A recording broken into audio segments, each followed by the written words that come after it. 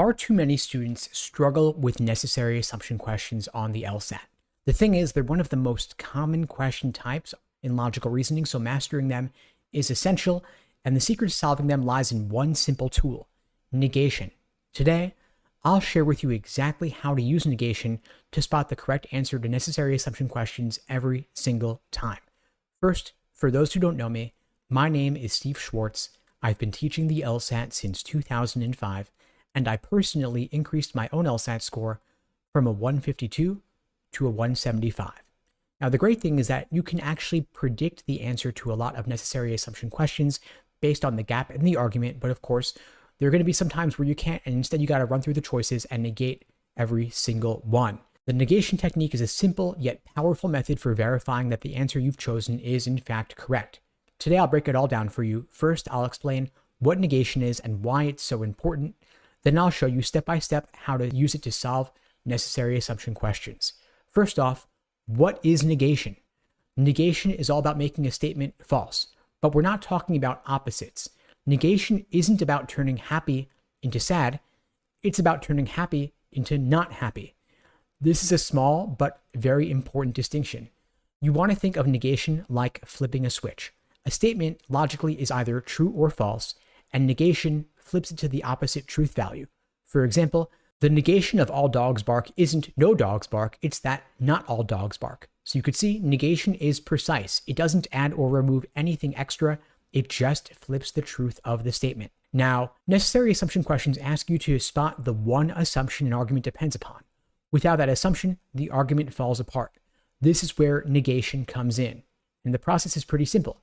You negate each answer choice and ask yourself, does this need to be the case in order for the argument to work? Meaning, if it were not the case, if it were false, what would happen? The correct choice, when negated, makes the argument completely collapse. It destroys the argument's validity, and that's why it works. The argument is built on its underlying necessary assumption the same way a table is built on its legs. If you remove a single leg, the table collapses. Similarly, if you negate the necessary assumption, the argument cannot stand. So now I'll walk you through how to use the negation test step by step. But first, I wanted to let you know that if you're struggling with necessary assumption questions, how to properly negate, or anything else preventing you from scoring a 170 or above on the LSAT, my team and I would be glad to help you out. At LSAT Unplugged, we offer live online classes via Zoom, on-demand video courses, small group coaching, and one-on-one coaching, and we can personalize a program just for you based on necessary assumption questions and negation if that is what you need. You can check out the links below to book a call with me and my team. We'd be glad to help you out. Now, here's how to use the negation test step by step. Step 1, understand the argument. Start by laying out what's the conclusion and what are the premises.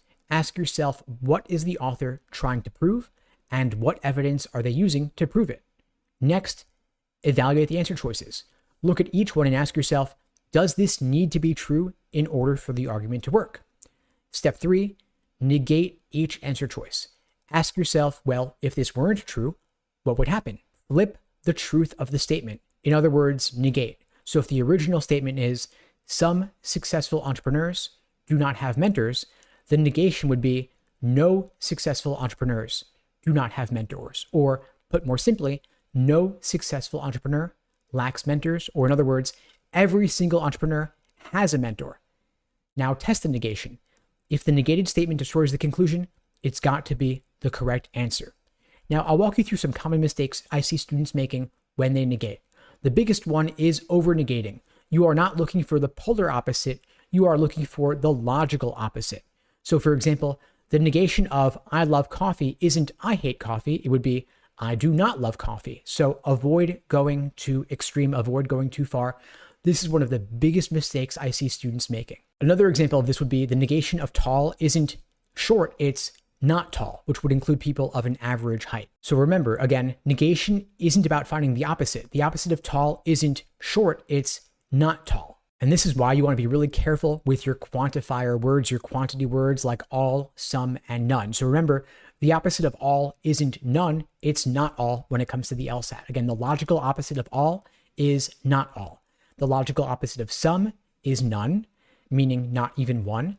And the logical opposite of none is some, meaning at least one exists. Very important to keep these in mind. Now, while the negation test is incredibly useful for necessary assumption questions, you don't want to use it for sufficient assumption questions or strengthen or weaken questions. This is a specific tool you want to use in specific cases. I know that when you have a hammer, everything looks like a nail, but you have to use the right tool for the right job. The negation test works for necessary assumption questions because you are looking for something that is required for the argument to work, meaning if that thing were not the case, the argument falls apart. However, for sufficient assumption questions or strengthen or weaken, you're opening the door to new information that doesn't necessarily have to be true, but if it were true, might help, or in the case of weaken questions, hurt the argument. So remember, the right tool for the right job. Negation is a great tool for necessary assumption questions in particular. Now again, if you'd like my help in mastering necessary assumption questions, mastering negation, or anything else on the LSAT on your journey to scoring a 170 or above, my team and I would be glad to help you out. So check out the links below to book a call with me and my team. And in the meantime, I wish you all the best and take care.